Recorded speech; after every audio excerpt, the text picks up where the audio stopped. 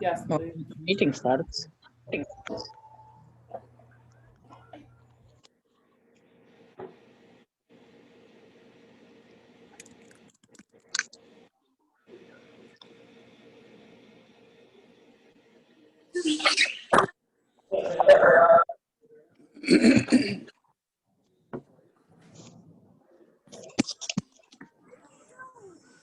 Taking all that's going to work.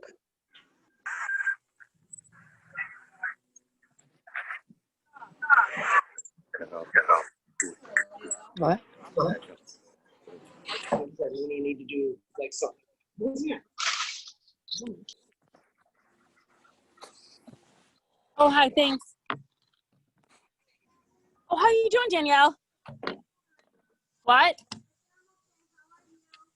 Good, I'm just hopping on a Zoom call right now.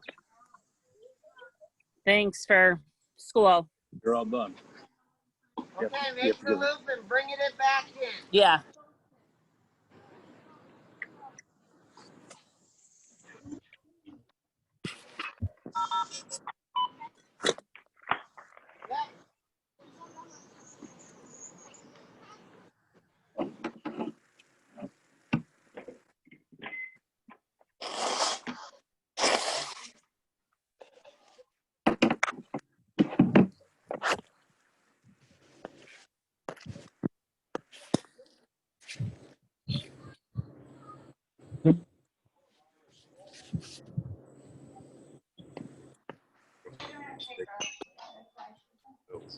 Mhm.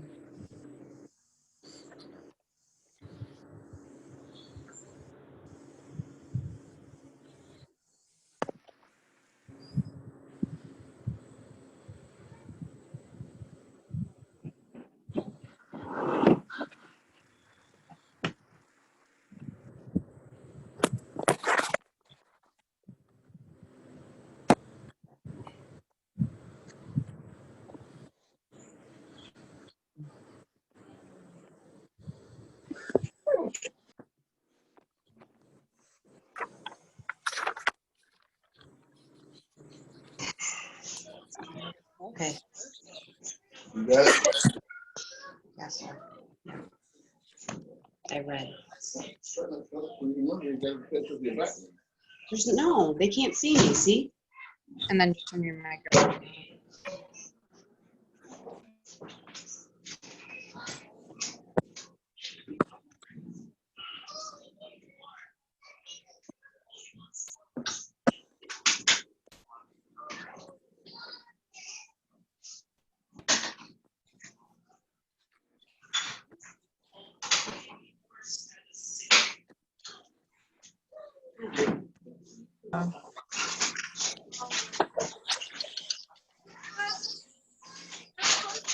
Oh, thanks. Go grab one. Hello?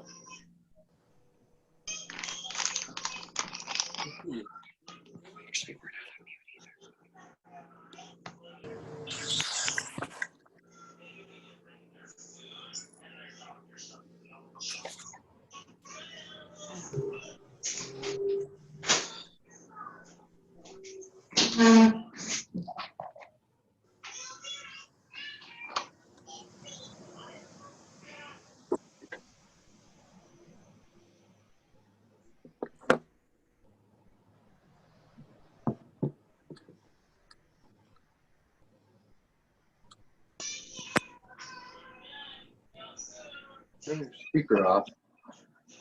Can you-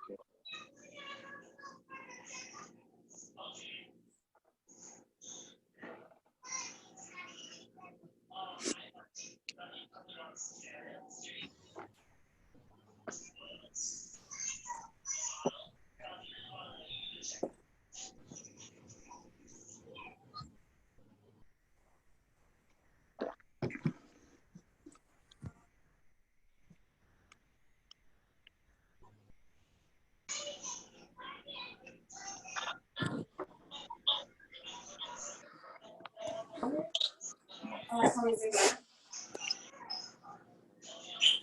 gonna go to the dining. You put it on. There's two things there. It's paid for. Ciao. Ciao. Ciao.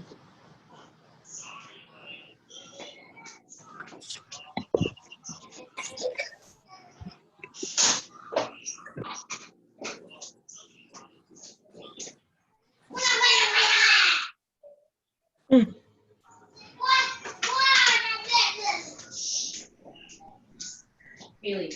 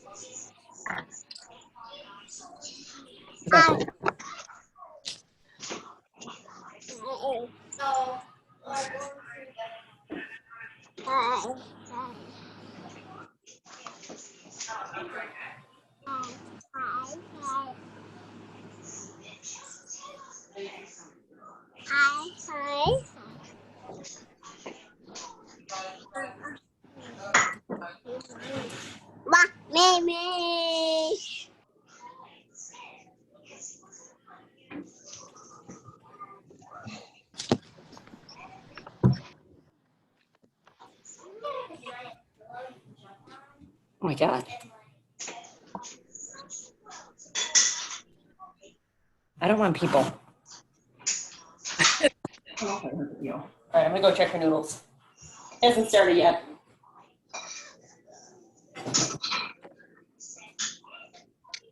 Mark, they can see you. Oh.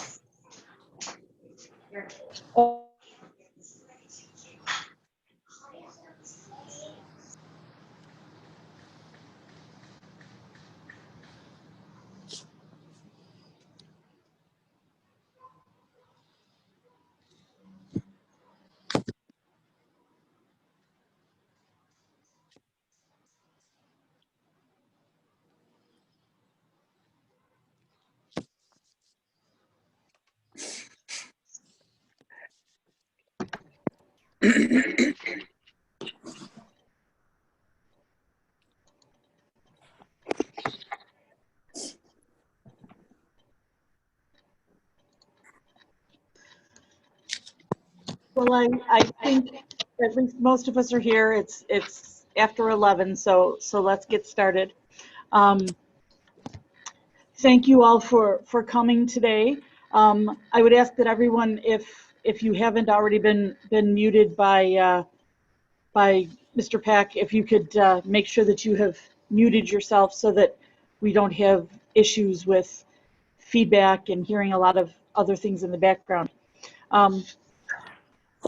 I know the question is, should I choose in-person or online learning? This is just trying to give you guys the best information that we can give you so that you can make the best choice for your family. I'm not going to tell you what to do. I'm not going to tell you that you made a bad choice one way or the other. Everybody has their own feelings about what's going on. Everybody has different issues in their family. There might be someone that is ill, that is close to you, and you just can't do it right now. So whatever you choose, we support you, but this just kind of gives you our plan as to how we will be going forward with learning. Again, I want to thank our staff and our teachers for the hard work they did in putting this plan together.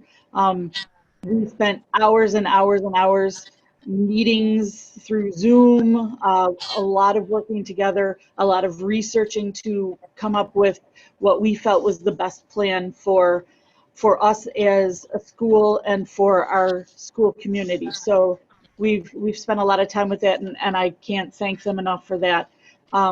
Thank you to all of you for questions that you've sent in. Some of the questions I hadn't thought of when I was putting my presentation together, so I've just kind of added and put things in as we've been able to. If you have any questions, please make sure that you put them into the chat or email me afterward, and I will do my best to answer those. A lot of the questions will be answered in the presentation, so don't hit me with tons of questions in the beginning.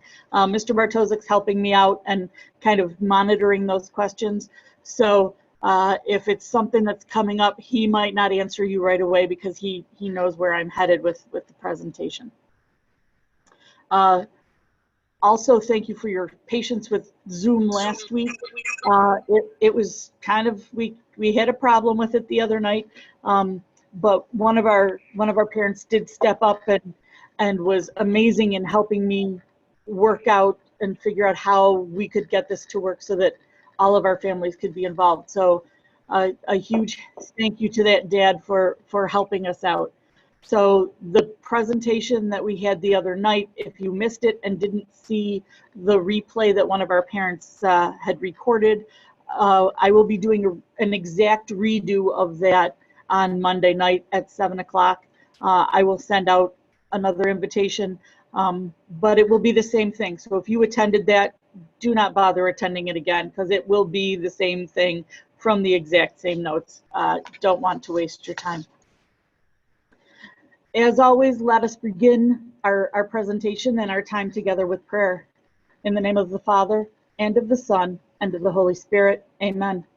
God, grant me the serenity to accept the things I cannot change, courage to change the things I can, and wisdom to know the difference, living one day at a time, enjoying one moment at a time, accepting hardships as the pathway to peace. Amen. So I'm going to start out with in-person learning. This is pretty much what you're most familiar with. I think that this is something like I spoke of the other night and we'll speak more of on Wednesday. We have done everything we can to make this a safe learning environment for your kids. So it's a familiar learning space. If they're coming back, they know this school, unless you're brand new to the school or one of our pre-K parents that are just new to the school. It's familiar to our students. They are coming home. They are coming back to people that they have spent hours and hours of their lives with. So for that reason, I think in person is a great thing. We will be assigning teachers after we have those commitment forms next week. We do have some new teachers and new configurations. We always try to honor any requests that you've made, but it's just not always possible, and it's even less possible this year with all that's going on. So once those assignments go out, those are the teachers that you will be with for the upcoming school year. Collaborating with other students, it's going to look different, but they will be together again, and it's easier. We can still do collaboration with distancing, but it's just easier when you have 4 students, even if they're 6 feet apart, to kind of have them talk to each other. Our teachers are working on being creative as to, how they can do different things, make different signs to each other and communicate in different ways so that we can still have those collaboration pieces amongst our students. Because we are back in person, we can reintroduce the rigor that our students are used to. When we went to the spring online learning, we started with, okay, here we're just going to do some review, and this is some fun stuff for you to do. And we tried to kick it up, but it was difficult to do. It was more difficult online than it would be in person to have that rigor and that high expectation, especially since all of our families, as well as our teachers, just didn't know what to expect. It was a very difficult time for all of us. back to seeing friends. Like I said, they may be distant, but you've got your friends in the area again. And I know that a lot of kids just really miss seeing their friends. I really miss seeing our kids and our teachers. And I know that many of you feel the same way. You just want, even if it's 6 feet apart, human contact so that you're talking to someone. The recording that will be done, we will be using an instructional space, so students won't be seen on the cameras. It will only be the teacher and the instructional space.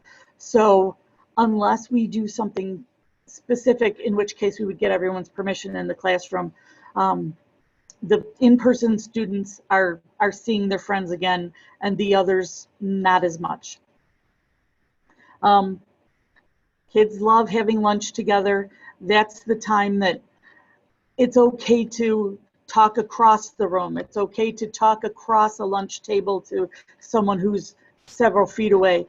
So that's another piece that will be more enjoyable.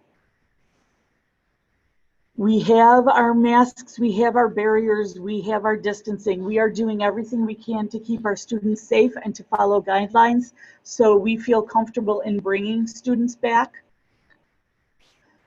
The learning is not going to be the same. I'm not going to pretend that it's going to be exactly what it was when kids left. That's going to be something that we spend a lot of time working on, policies and procedures, and this is how we're going to be learning from now on. So it is not going to be the same, but it's going to be a lot closer than being at home.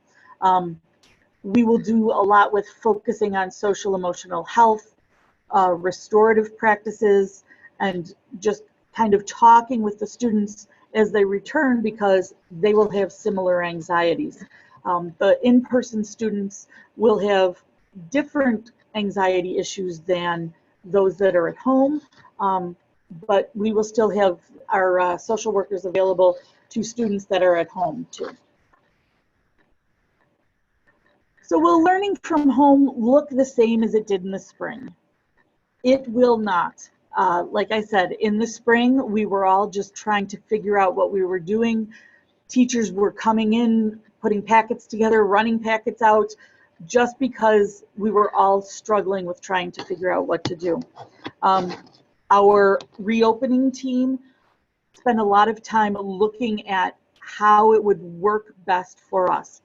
So there were 2 models out there. One is asynchronous, which is kind of students work at their own pace. They have a video, they can do whatever they want, as long as they're done when they're done, and they interact sporadically with the teacher. They're not always going to be with the teacher. They're really never going to have that time where teachers are working with the class and hearing those questions as they come, or being able to ask questions as they have them. The synchronous learning is very similar to being in person. It's 2-way real-time instruction. So the teacher is there in the classroom teaching, and questions can be asked. There's more interaction. More parent involvement may be required in an asynchronous model, just because you may have to answer the questions more yourself. So we thought it would be easier on parents ultimately to have their child participate in real time. And just like you have work hours, so do teachers.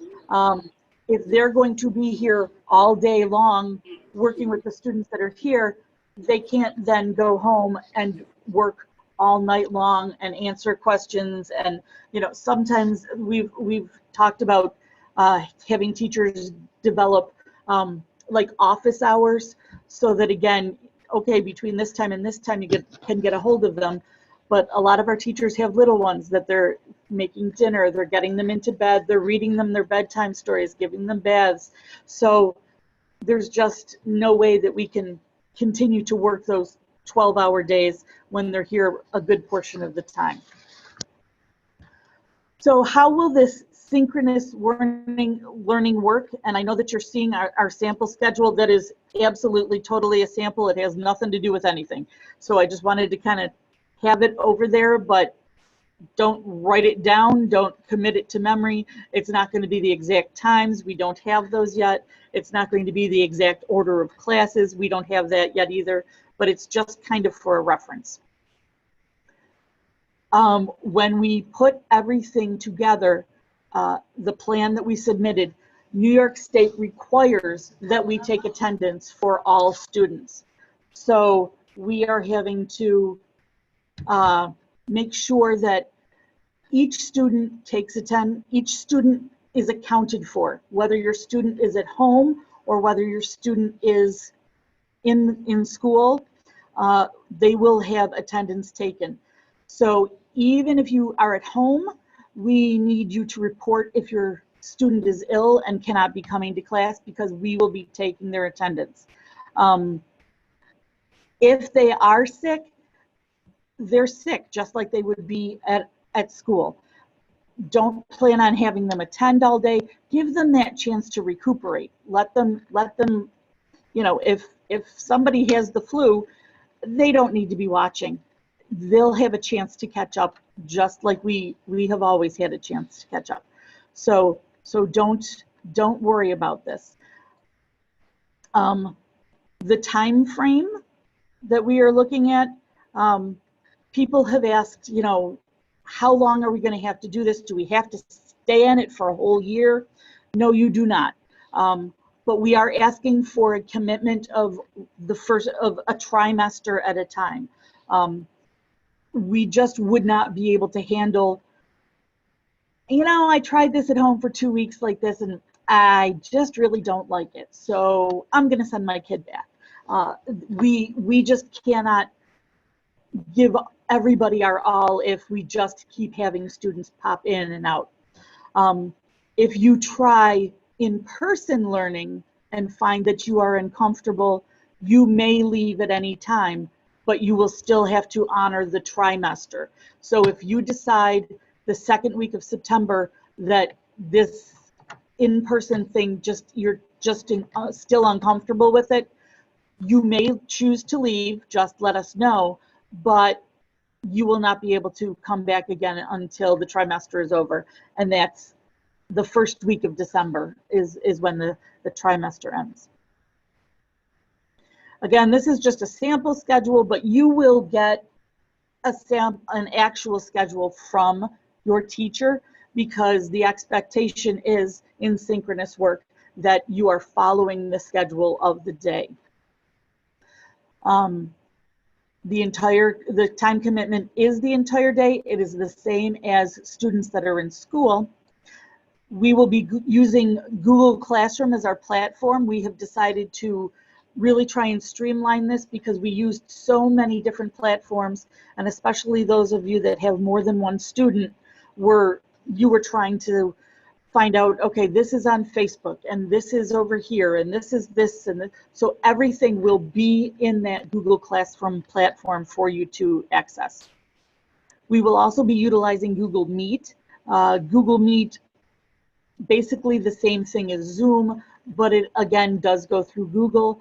And once you get the link to the class, it's the same link the entire time. So you don't have to worry about checking your email for links.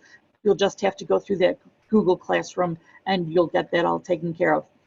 I know you don't understand everything about Google Classroom and Google Meet right now, but Ms. Keller will be talking about that later on in our presentation. So don't worry about it.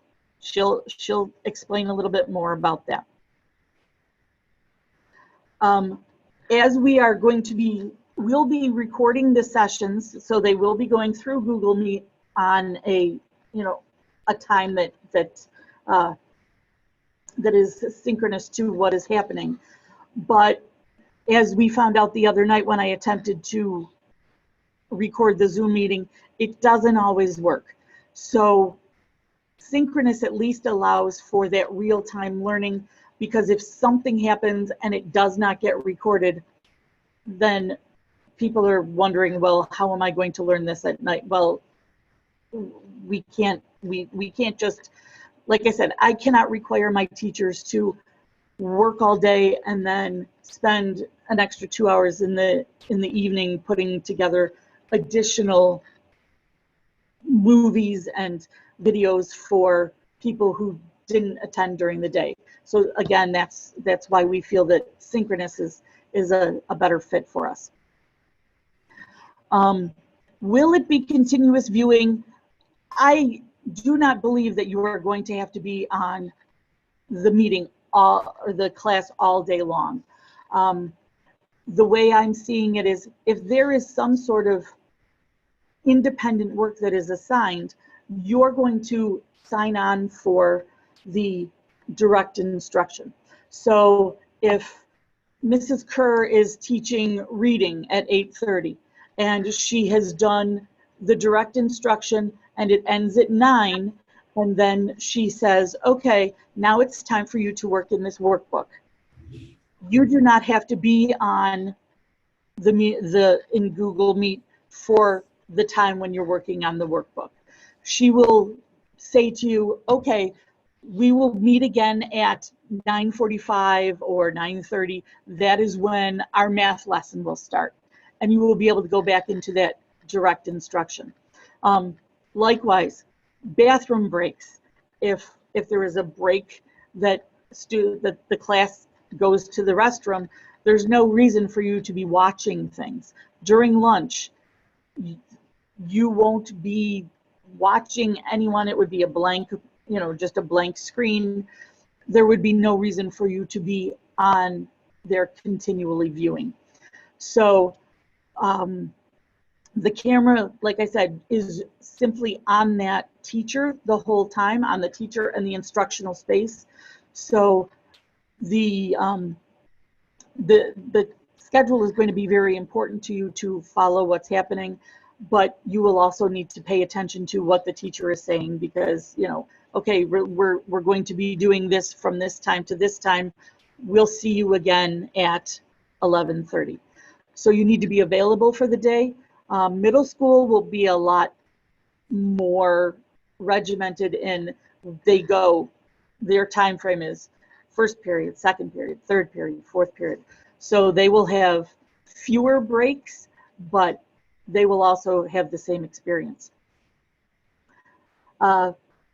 You can still check in with the teachers. Teachers are available at school until 3 o'clock. So I'm going to encourage them to have some sort of office hours if you need to check in with them or have a personal Google Meet with them during that time. And they will also be available by appointment, but that is, again, at their availability. I can't say to them, you have to meet with a parent at 7 p.m. because that's their time. I can't require that. But if they offer that to you, that's between you and whoever your teacher may be. There was a question about science labs and activities. We will do all we can to give you necessary equipment that are science tools. A microscope, I know you won't have a microscope at home, like a balance where you're having to do some volume, some weight activities, things like that, graduated cylinders, all of those things we would supply to you so that you can do those activities at home. I know that one of our classes does the dissection of a chicken wing. If you're doing that lab, you're going to be responsible for getting the chicken wing. We cannot just have chicken wings here, and I'm afraid that would send disease around. We don't need salmonella or anything, so there will be some things you'll need to take care of as well. For asynchronous learning, like I said, there will be recordings made available, but it doesn't always work. If you are doing it asynchronously, your child will be marked absent for the day. And if you don't do it until 5 p.m. at night, I can't guarantee that you will get an answer to your question if you have a question on homework or something else. In the synchronous learning, you've got the teacher right there and you can take care of all of that. I think that those recordings would be great if your student is having trouble working on homework and something that came home. You can, refer to that and say, oh, this is how this was taught. Now, now we understand, now we can move on. It's just kind of for support or a reminder. Or again, if a student is sick, we used to just kind of send the homework home, but this would be a way for them to, when they're feeling better, take a look at that homework, and that they would have the teacher instruction, and it would be a lot better for them than just trying to figure out the homework on their own.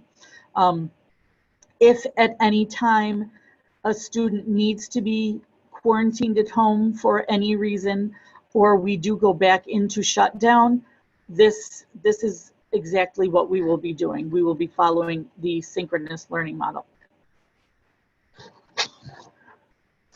It was also asked about school supplies. What do you need if you're at home? If you're at school, get what's on the list. Please refer to the grade level supply list. Teachers in grade levels made these, so it doesn't matter which teacher you have. If you are in 3rd grade, these are the supplies you will need to come back to school. I know that if you are at home, you might think, well, why do I need colored folders? Well, the reason they use the colored folders is to help to organize students. So we're trying to teach them those organizational skills. Often if the textbook is green, the folder that they use is green. So we're trying to teach them how they can organize things themselves, so that hopefully they will carry that over into other parts of their lives. Also, if you choose to return after the 1st trimester, you want your child to just jump right back in and, okay, yes, I've always used my green folder for social studies. It's still my green folder for social studies. When they ask for it, I'm ready. Writing utensils, you probably already have them at home. I know when we come to school, we love those nice new pristine pencils and pens and markers. If you are learning at home, it's okay. I mean, we can be great stewards of our own resources. We don't have to have everything brand new. Use what you've got at home. That's absolutely fine. I know that a lot of teachers have asked for expo markers. I'm going to say probably not, unless they can contact you and say that you should get one of the dollar store expo boards, because a lot of times, and especially since we all have to maintain that 6-foot distancing, teachers may be saying, write on your expo board the answer to this question and hold it up so I can see it. So teachers can do that check with each student that they typically would do walking around the classroom. So you might not need it at home, but it might be something great, because it might be something fun for your child to, okay, I'm turning around my board too, and I'm participating just like everybody else in my class. And it's a great check for the teacher to know that your at-home student is comprehending what she's teaching. Notebooks. Teachers spend a lot of time at the beginning of the year showing students how to set up the notebooks, how they want everything for classes, how they would like headings, just all of the different pieces. So it's probably a really good idea to stick what they've asked for, just so that, again, if you choose to come back, you know what's going on, but also because those teachers are going to continually refer to what they've set as the procedure for the classroom, and they're going to need that same information to be at home.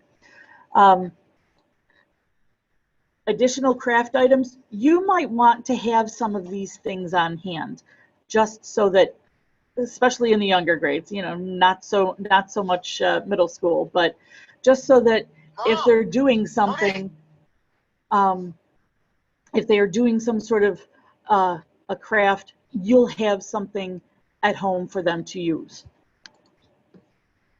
Tissues, baggies, paper towels, all of those fun items that we ask for every year. Sometimes it's like girls bring this, boys bring this.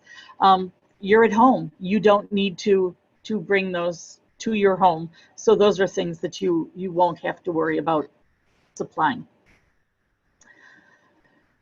In order to make at-home learning most effective, these are some of the things that I've seen have been suggested. We've talked about this on our team as to things that we feel would be really critical for your child to get the most out of learning at home.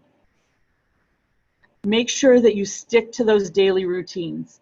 I know that some families had very regimented routines in the spring and others did not. A lot of our middle schoolers, and this is typical of middle schoolers, if I could have done it, I would roll out of bed at 11 or 11:30. They need that routine. It makes them realize that they are participating in school and they have to take it very seriously. Breakfast, brush your teeth, get dressed. You may even want to say, okay, it's school time, put your uniform on. I'm not requiring that, but those are decisions that you can make as a family. It might be something that helps them get into that mindset of, okay, it's time for me to learn. Think about your learning space. Again, I know that some families had created like a special place that they had a desk or they had an old table or something so that the child knew when it's time to go to school, I go here, I learn here. There were a lot of kids that we saw lying in bed, rolling around on the floor. In order to have the best possible outcome from learning at home, they need to have a specific space so they know this is the time when it's time for me to go to school. Academic integrity. This was a toughie, but the funny thing is it's obvious when kids have gotten a lot more help than typical. We know that some siblings wrote papers and did homework for younger siblings. We could tell parents did some handwriting for their students. I know you want to help them. That really just doesn't help them. We would rather know that your child is struggling with a concept because then we can help them.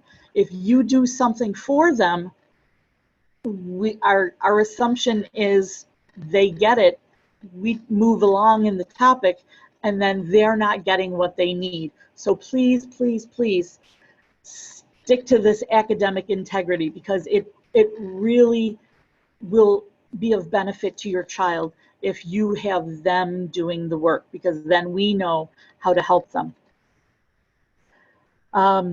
Stay in communication with the teachers and the school. You are still a hugely important part of our community. We don't want to lose that connection. We tried really hard in the spring to stay connected through our announcements, through Facebook, through all the different things that we were doing. So that was just, it was difficult, but we wanted to still feel like a community, especially with all that was going on. So definitely stay in communication. Make sure that your student understands a due date is a due date, whether you're at school or at home. If that paper is due on Friday, if that assignment is due tomorrow morning, make sure that they are adhering to that due date. Different teachers have different ways of collecting things, different due dates. Sometimes teachers will give you till the end of the week, but you have to have it all done. So make sure that you know from your teacher what the expectation is. And I know that they will be sharing procedural information with at-home learners so that you all know what is expected from your student. This kind of goes, I would hope, without saying, they need to be dressed appropriately. If they were in school, we would, and we had some sort of a dress down, we would say, you know, no inappropriate language, no inappropriate logos, no pictures of beer, anything representing drugs. Also, I cringe to say this, but please make sure that your child is wearing shorts or pants. We had a lot of kids that would get up and were not wearing bottoms. And, you know, they got up to go grab a snack, they got up to go to the bathroom, and we saw some more information than we wanted to see. So please, please, please make sure that your children are dressed for school if they are learning online. So we are really trying to focus on equivalency. You know, we want all of our students at home to get the exact, or as close to the Notre Dame experience that they're getting in person as possible. So one of the things that Buffalo does supply is breakfast and lunch. You can come and pick up a breakfast and lunch daily for your child. If you are out of school, I talked to Bridget Wood the other day, and she said that they are working on a concept where they might be able to do it a few days a week, and you would come on Monday and get like the Monday, Tuesday, Wednesday food or something like that. But they have to still work that out. But do know that if you are learning from home, you are still part of the breakfast and lunch program and could come in and get breakfast and lunch for your student or students. We still have counselors available. We plan on having them work with our students in person, so those synchronous learners will have that experience within the classroom, but they are also willing to work individually with your child if your child is having some sort of anxiety or some other issue that you just really want them to speak with someone. They will also speak with parents. So just know that no matter where you are, at home or at school, counselors are available to your students, and they also will speak to parents about student issues as well. The teacher availability in synchronous learning, you can ask those questions in real time. So it's something that gives students more access to that learning, to the individuals, to the resources that we have. Due dates are going to be the same. The expectation is the same for all students. It doesn't matter if you're at home or if you're at school. If it's due by the next day, it's due by the next day, and we just really need everyone to adhere to those things. Synchronous learning really helps with that routine. When students come into school, there's a routine. It happens every day. If they're going to be online in a synchronous model, they will have that same routine, and I think that will be something that will really help all of our students to have more of a sense of normalcy as much as is possible. They'll be able to experience the complete direct instruction, again, with the ability to interact when it is synchronous. It's so much more important that they can have that experience instead of just like I'm doing here, kind of giving you the information. It's important for the children to be able to interact, so when they aren't sure what to do with this math problem, they can have their questions answered in real time. And synchronous instruction will allow for that same rigor. We just were not able to be as rigorous as we would want to be in the spring. With asynchronous, there was less teacher interaction, and it's something that allows for the same type of rigor that you have come to expect from Notre Dame Academy and paying your tuition. So I'm going to ask Ms. Keller to take a few minutes and kind of talk about what is Google Classroom and how we have student accounts and what kind of trainings we're going to have available. Okay, in the past, your students were introduced to Google Classroom in grades 3 through 8. So now we are going to have Google Classroom K through 8. And the reason why we're going to do this, obviously a student in kindergarten will not be able to log themselves on So we will have the parent classes to instruct you on how to do that if you're not familiar with Google Classroom. And if you have any questions, we'll have sessions, especially in the beginning of the week earlier, which I can have at night via Meet and answer your questions that'll help you instruct your student at home. The reason why we're going to Google Classroom is so you have one, as a parent, venue into what your child needs to complete. And the teachers are going to set up everything in Google Classroom for that class, which gives you do not have to go to the website to look at their website. It'll have all their procedures and so forth listed in there, all their assignments, all their links to activities that they want them to complete, any videos that they want them to watch, and it's just one place for them to go. I noticed one person asked that once the teacher has opened the Google Meet, students may enter to watch it from home.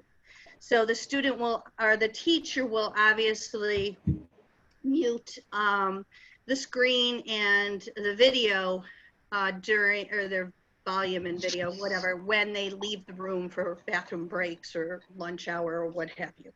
So no, the parent doesn't have to do that, or the student turn it on and turn it off.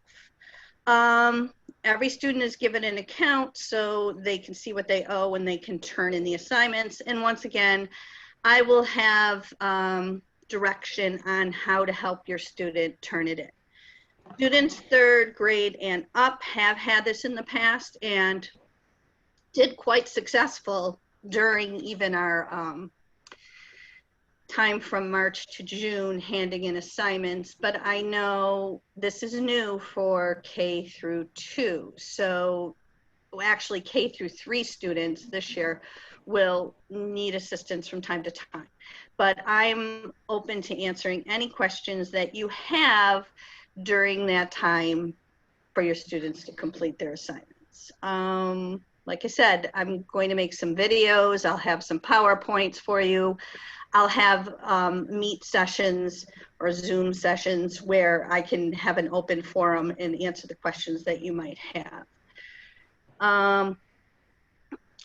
Is there anything more I really need to do this? Like, so I said, we're using this as one place for you to get all of your information. You do not need to go to a website to look up this. You do not have to get a call or look for an assignment or packet. The teacher will put everything in Google Classroom so you have it at your fingertips. And you can, what's nice about Google Classroom, the students can comment to the teacher can comment to the group.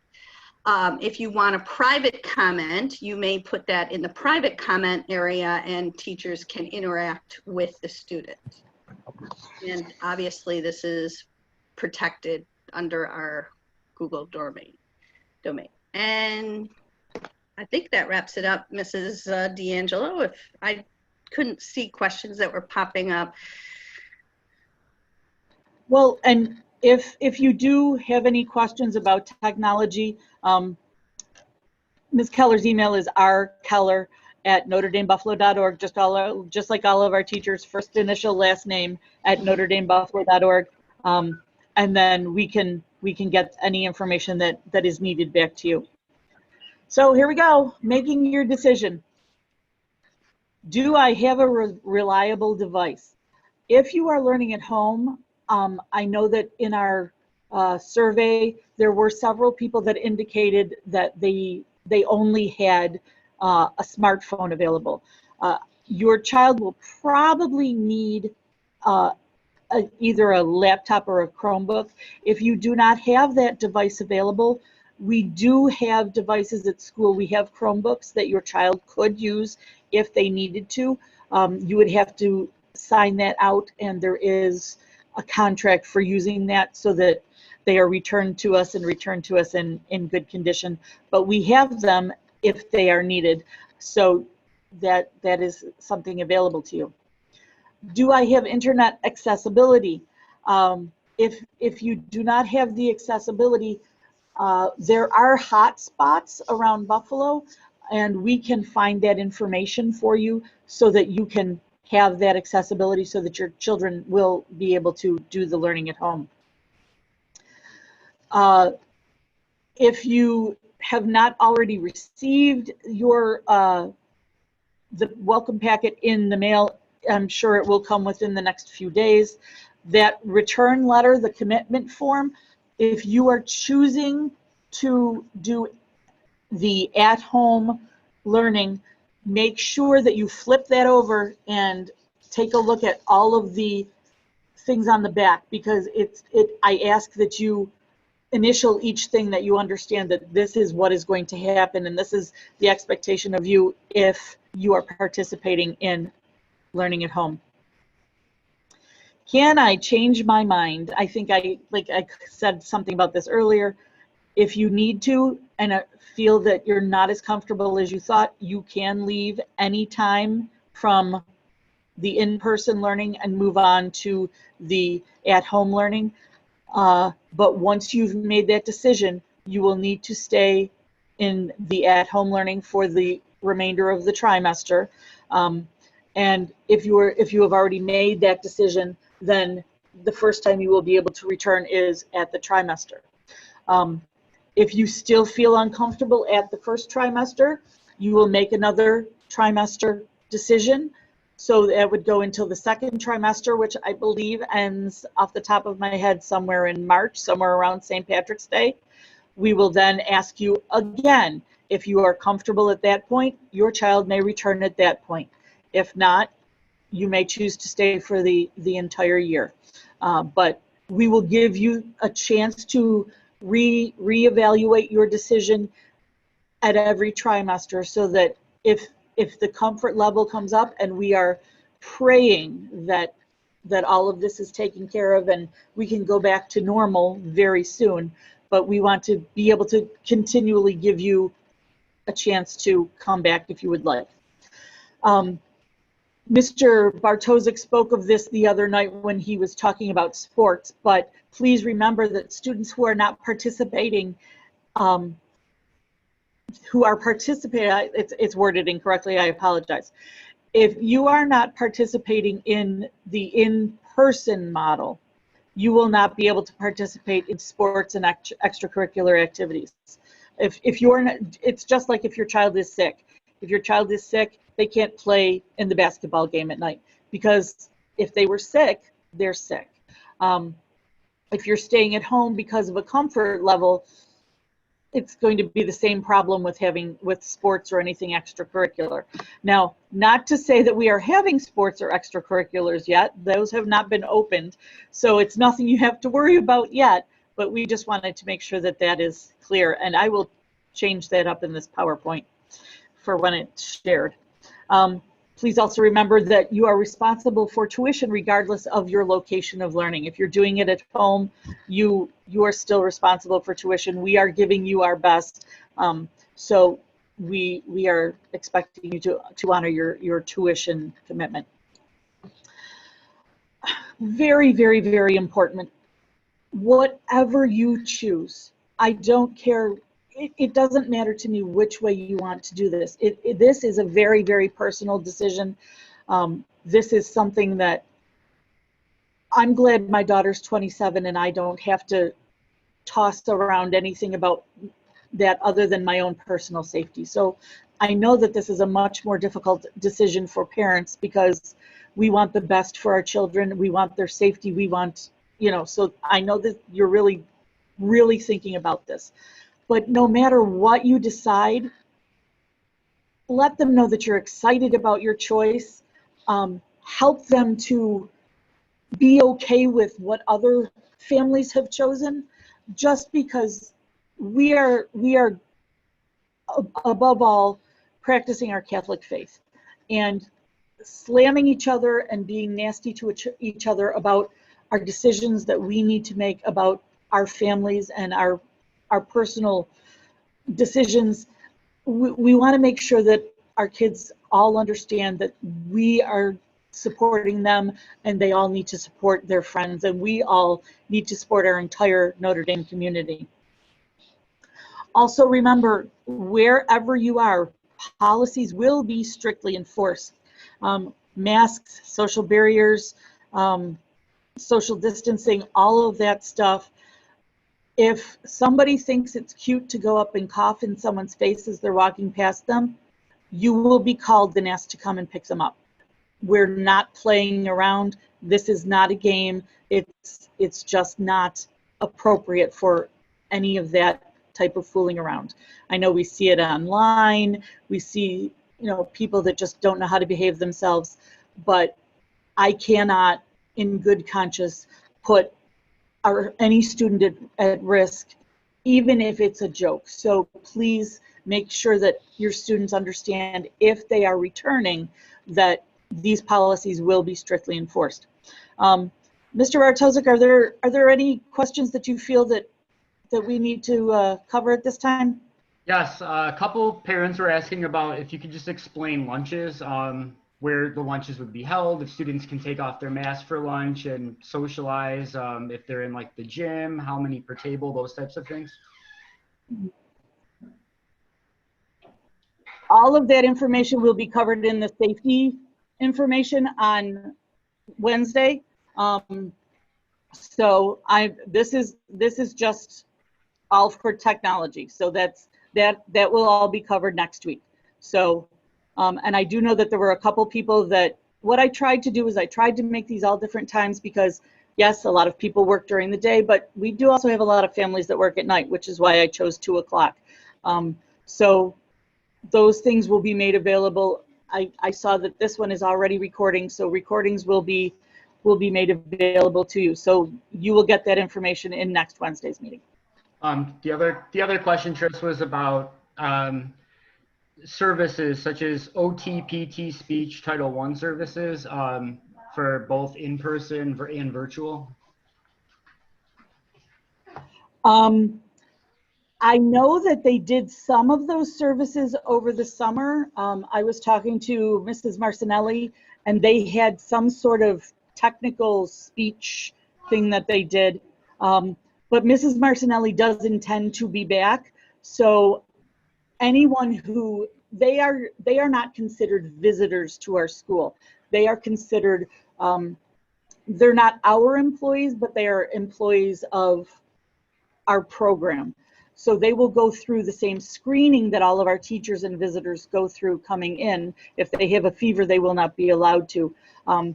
But chances are slim that there will be like group counseling or group PT, group OT. It would have to be one-on-one, and it would be the 6-foot distancing. But all of those programs are still in place, because those are special education mandates from the state, so your child will not lose those. Mrs. D'Angelo, I just wanted to say one thing. Obviously, we have some devices that we can give out, but if a parent, I know money is super, super tight at this time, but we do not have enough devices to go one-on-one. So if you were to do any kind of an investment, a Chromebook is not super expensive, and it's something that your child can use for the rest of their educational time until we can do, but that will not be at this time.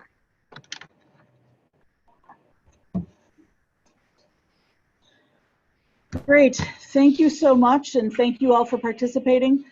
Like I said, if you have other questions that would be answered in the health and safety information, which, like I said, we will talk cafeteria, we will talk PE next week, because that is part of our safety.